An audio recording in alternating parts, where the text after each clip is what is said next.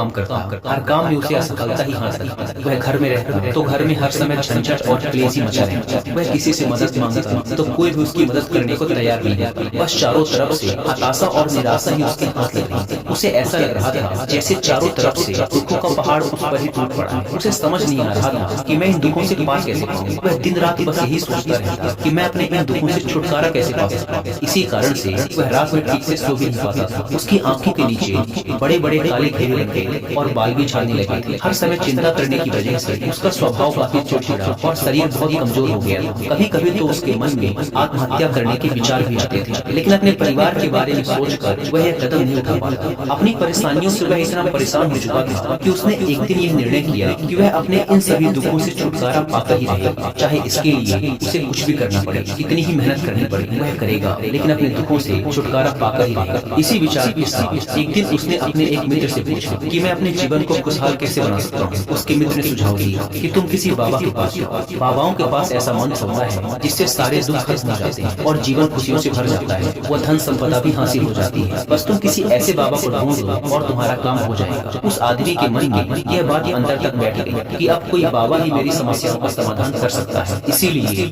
अब से उसे जिस भी बाबा के बारे में पता चलता है वह उसके पास पहुंच जाता और अपनी सारी समस्या बताकर उसका समाधान पूछता और कहता, बाबा मैं कुछ भी करने को तैयार हूँ, आप जो कहेंगे मैं सब करूंगा, बस आप मुझे मेरे दुखों से छुटकारा दिलवा दें। बाबा उसे कुछ उपाय बता देते और कहते, इस उपाय को करने के बाद तुम्हारे घर में सुख शांति बनी रहेगी, लेकिन याद रहे इस उपाय को पूरे नियम के साथ करना। इन उपायों के बदले बाबा उस आदमी से अच्छी खासी दान दक्षिणा ले लेता है। वह अपनी पूरी नियम विधि के साथ उन उपायों को करता, लेकिन बहुत से उपाय करने के बाद भी उसके जीवन में कोई बदलाव नहीं आता। इसके विपरीत बहुत से बाबाओं को दान दक्षिणा देते देते उसका धन भी खत्म होने लगा था, जिससे उसकी मुसीबतें और भी बढ़ने लगी थी। उसने सोचा, इन बाबाओं के पास जाने से तो मेरी मुसीबतें और बढ़ने लगी, तो क्या करूँ, इन बाबाओं के पास जाऊँ या इनके पास जाना ही बंद कर दूँ। फिर एक दिन उसे एक आदमी ने सलाह दी कि तुम अपने घर में किसी अच्छे पंडित को बुलवाकर हवन करवाओ, पूरे विधि विधान से मंत्रोच्चारण करवाओ। इससे घर में जो भी नकारात्मक ऊर्जा होगी वह भाग जाएगी और घर में सुख शांति आएगी। उस आदमी के दिमाग में यह बात अच्छे से बैठ गई और उसने एक पंडित को अपने घर बुलवाकर हवन करवा लिया। हवन अच्छी तरह से संपन्न हुआ और उस व्यक्ति ने पंडित को अच्छी खासी दान दक्षिणा देकर खुशी खुशी अपने घर से विदा किया। हवन करने के कुछ महीने बाद तक उसके घर में सब कुछ ठीक चल रहा था। घर में सुख शांति भी बनी रही और उसके छोटे छोटे रुके हुए काम भी पूरे हुए। लेकिन कुछ महीनों बाद फिर से वही पुरानी वाली स्थिति वापस लौट आई। उस व्यक्ति को महसूस हुआ कि उसके जीवन में अब भी कोई महत्वपूर्ण बदलाव नहीं आया है। अब वह आदमी पूरी तरह से दुखी हो गया, पहले से भी ज्यादा परेशान रहता। अब तो उसे लगने लगा था कि मेरे जीवन से दुख कभी खत्म ही नहीं होंगे। यही सब सोच सोच उसका बुरा हाल हो गया। फिर एक दिन उसे अपने मित्र से एक ऐसे बाबा के बारे में पता चला जो समाधान बताने के बदले कोई दान दक्षिणा नहीं लेते। उस व्यक्ति ने सोचा, यह बाबा तो दूसरे बाबाओं से अलग है, क्योंकि यह तो कोई दान दक्षिणा नहीं लेते, और अगर यह कोई दान दक्षिणा नहीं लेते तो जरूर यह कोई सिद्ध बाबा ही होगा। यही सोचकर वह उन बाबा के पास पहुंच जाता है। वहां पहुंचकर वह देखता है कि बाबा ध्यान कर रहे हैं, इसीलिए वह वहीं चुपचाप बैठकर बाबा के ध्यान से बाहर निकलने का इंतजार करने लगता है। थोड़ी ही देर में बाबा की आंखें खुलती हैं और वो अपने सामने एक दुखी और परेशान व्यक्ति को बैठा पाते हैं। व्यक्ति की शारीरिक और मानसिक हालत को देखकर बाबा को यह समझते देर नहीं लगी कि यह व्यक्ति अपने जीवन से कितना परेशान है।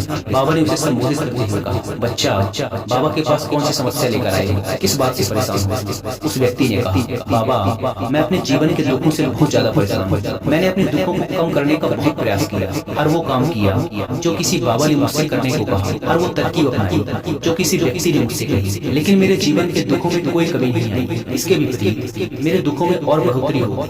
बाबा मुझे समझ नहीं आ रहा कि मैं क्या करूं। कभी कभी तो लगता है कि आत्महत्या कर लूं, लेकिन अपने परिवार के बारे में सोचकर यह कदम नहीं उठा पाता। बाबा मैंने आपके बारे में बहुत सुना है और बहुत उम्मीद के साथ आपके पास आया हूँ। कृपया मुझे कोई ऐसा तरीका बताइए जिससे मुझे अपने दुखों से छुटकारा मिल जाए। मैं अपने दुखों से छुटकारा पाने के लिए कुछ भी करने को तैयार हूँ। आप मुझे कोई भी रास्ता बताइए, चाहे वह रास्ता कितना भी कठिन क्यों न हो, मैं उसे पार से पार से पार से। बाबा ने महसूस किया कि ये आदमी तो सच में बहुत परेशान है। बाबा ने उसकी बात सुनकर कहा कि बच्चा दुखों को दूर करने के लिए मंत्र ऐसे ही नहीं मिल जाते, उन्हें पाने के लिए कुछ करना पड़ता है। क्या तुम कुछ कर सकते हो? बाबा के मुंह से ऐसी बात सुनकर पहले तो उस व्यक्ति को लगा कि ये बाबा भी अब उससे दान दक्षिणा ही मांगेंगे, लेकिन उसके पास और कोई रास्ता नहीं था। इसीलिए उसने कहा, बाबा आपको जितनी भी दान दक्षिणा चाहिए मैं देने के लिए तैयार हूँ, तैयार, लेकिन आपका मंत्र सच्चा होना चाहिए, सफल होना चाहिए और मुझे उसका फल भी मिलना चाहिए। उसके बाद आप जितनी भी दान दक्षिणा मांगेंगे मैं सब दे दूंगा। बाबा ने मुस्कुराते हुए कहा, दान दक्षिणा तो बहुत छोटी सी चीज है, मैं तुमसे इतनी छोटी चीज नहीं मांगूंगा। इस पर वह आदमी थोड़ा सोच विचार करके बोला, बाबा मैं अंगारों पर भी चलने को तैयार हूँ, बस आप मुझे आज्ञा दीजिए। बाबा फिर मुस्कुराए और बोले,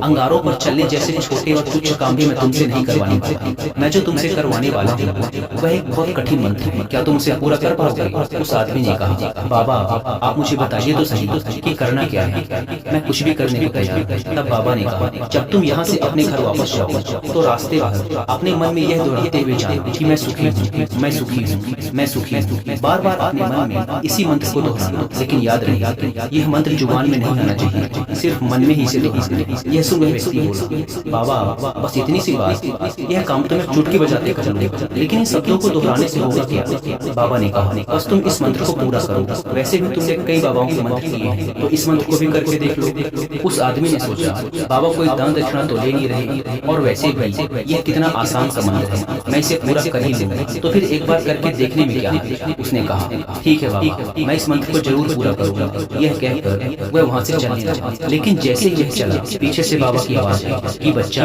एक बात याद रखिए, जब तुम यह मंत्र अपने मन में दोहराओ तो तुम्हारे मन में बंदर का विचार नहीं आना चाहिए, बंदर का ख्याल भी नहीं आना चाहिए, तभी यह मंत्र सिद्ध हो। वह आदमी बोला, मुझे तो आज तक बंदर का विचार नहीं आया, तो फिर आज क्यों आएगा? आप चिंता मत कीजिए बाबा, मैं अपने मन में सिर्फ यही दोहराऊंगा कि मैं सुखी हूँ, मैं सुखी हूँ, इसके अलावा बंदर का कोई भी विचार मेरे मन में नहीं। इतना कहकर वह आदमी वहां से चल देता है, अपने मन में मैं सुखी हूँ, मैं सुखी हूँ यह दोहराता हुआ कुछ ही दूर चला था कि उसके मन में अचानक ही बंदर का विचार आ गया। बंदर का विचार आया और चला भी गया। वह आदमी सोचने लगा कि आज तक तो मेरे मन में बंदर का कोई विचार नहीं आया, फिर आज ही क्यों बंदर का विचार आया? ऐसे सोचते हुए उसने उस बंदर के विचार को ही पकड़ लिया। वह बंदर के बारे में सोचने लगा, वह भूल गया कि वह तो मंत्र दोहरा रहा था। जब थोड़ी देर बाद उसे याद आया तो वो फिर वही मंत्र दोहराने लगा जो बाबा ने उसे बताया था कि मैं सुखी हूँ, मैं सुखी हूँ। लेकिन कुछ ही दूर चलने के बाद उसे रास्ते में अचानक एक बंदर दिखाई पड़ा और उसके मन में फिर से बंदर का विचार आ गया। वह इस बंदर के विचार को अपने मन से बाहर निकालने का प्रयास करने लगा। वह प्रयास करने लगा कि उसके मन में बंदर का कोई भी विचार न आए। वह अपने विचारों से ही लड़ने लगा और इसी उधेड़-बुन के साथ वह घर पहुंचा। घर पहुंचने के बाद उसने अपनी पत्नी से कहा, ए बंदरिया, मुझे खाने में बंदर को रोक दो। और जब उसे एहसास हुआ कि उसने क्या बोल दिया है तो वह अपने बाल नोचने लगा, दीवार पर सर पटकने लगा कि आज तक मुझे बंदर का कोई विचार नहीं आया, लेकिन आज मुझे यह क्या हो गया है? हर जगह बंदर ही बंदर क्यों दिखाई पड़ रही है? यह कैसी माया है? यही सब सोच वह आदमी रात भर सो नहीं पाया, पूरी रात करवटें बदलता रहा। और जैसे ही सुबह हुई वह सीधे उन बाबा के पास पहुंच गया और उनके चरणों में गिरकर बोला, बाबा पता नहीं क्या चमत्कार हो रहा है, आज तक मुझे बंदर का कोई विचार नहीं आया, लेकिन कल से जब से आपने ये कहा कि मन में बंदर का विचार नहीं आना चाहिए, तब से मुझे हर जगह बंदर ही बंदर दिखाई दे रही है। आदमी ने कहा, बाबा मुझे तो आपके पीछे भी एक बंदर पेड़ पर बैठकर केले खाता हुआ दिखाई दे रहा है, बाबा मेरे साथ ही हो क्या रहा है? उस आदमी की यह बात सुन बाबा हंसने लगे और बोले, बच्चा मन का जाल एक ऐसा जाल है जिसे समझ पाना इतना आसान नहीं है। यह बंदर तो तुम्हारे रास्ते पर तब भी पड़े थे जब वह दुख तुम्हारी जिंदगी से गायब हो जाए, क्योंकि किसी भी चीज से छुटकारा पाने के लिए हमें उस चीज के बारे में सोचना पड़ता है, और हम जितना ही उस चीज के बारे में सोचते हैं वह उतनी ही गहराई से हमारे मन में बैठते चले जाते हैं। हम ज्यादातर समय अपने दुखों के बारे में ही सोचते रहते हैं, हम यही मानते रहते हैं कि हमारे जीवन में दुख है और हमें इनसे छुटकारा पाना है। इसी तरह बार बार सोचते रहने की वजह से वो दुख हमारे अंदर मन में घर कर जाते हैं और हमें इसका पता भी नहीं चलता। इसीलिए अगर तुम अपने दुखों से छुटकारा पाना चाहते हो तो दुखों से छुटकारा पाने के बारे में सोचना छोड़ दो और तुम्हारे दुखों से छुटकारा मिल जाए। दोस्तों आपने देखा होगा अक्सर लोग धूम्रपान छोड़ना चाहते हैं, शराब छोड़ना चाहते हैं या फिर किसी गंदी लत को छोड़ना चाहते हैं। वह सुबह अपने आप से वादा करते हैं कि आज मैं कोई गलत काम नहीं करूंगा, लेकिन शाम को जब वह इंसान लौटता है तो नशे में चूर होकर लौटता है। आखिर ऐसा क्यों होता है कि जो हम सोचते हैं उसे पूरा नहीं कर पाते? असल में हम उस समस्या को बहुत ज्यादा महत्व दे रहे हैं। जब भी हम उस चीज को छोड़ने के बारे में बहुत ज्यादा सोचते हैं तो अपने मन में उस चीज की इम्पोर्टेंस, उसकी अहमियत बढ़ा देते हैं। और हम जितना उस चीज के बारे में सोचते हैं, हमारा मन उतना ही उस चीज की ओर भागता है। हमें उस चीज से लड़ना नहीं है, बल्कि बिना सोचे गुजर जाना है। और अगर इस चीज को हम अच्छे से समझ जाते हैं तो फिर हम अपने जीवन में जो भी पाना चाहते हैं उसे अपने अंतर मन में डाल सकते हैं। और अगर एक बार वह लक्ष्य हमारे अंतर मन में बैठ जाता है तो फिर सफलता पाने में कोई समस्या नहीं है, कोई परेशानी नहीं है। दोस्तों, उम्मीद करता हूँ कि आपको यह वीडियो पसंद आई होगी। धन्यवाद।